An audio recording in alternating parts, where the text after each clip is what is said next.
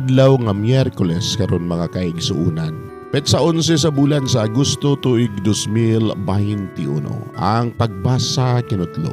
Gikan sa Ebanghelyo sumala ni San Mateo, Kapitulo 18, versikulo 15 ngadto sa 20. Si Jesus mingon ngadto sa iyang mga tinunan, kung ang imong igsuon makasala kanimo, adtua siya og pakita siya sa iyang sayop, apan himua kini nga kamurang duha. Kung mamati siya kanimo, magkauli ang inyong maayong kabubuton, apan kung dili siya mamati kanimo, pagdalag usa o duha ka tawo aron ang matagsumbong kapamatud-an sa duha o tulo ka saksi, sumala sa giingon sa kasulatan. Ug kung dili gayud siya mamati kanila, isulti ang tanan ngadto sa simbahan. Ug kung dili siya mamati sa simbahan, isipa siya nga usa ka dili magtutuo o kobrador sa buhis.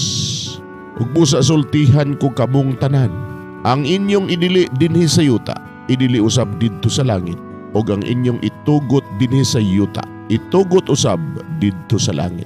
Og sultihan ko pagayod kamo, kun duha kaninyo dinhi sa yuta magkauyod sa pagpangayo bisag unsang butanga, kini ihatag kaninyo sa akong amahan nga atoa sa langit. Kay kun may duha o tulo nga magkatigob sa akong ngalan, anaa ako uban kanila.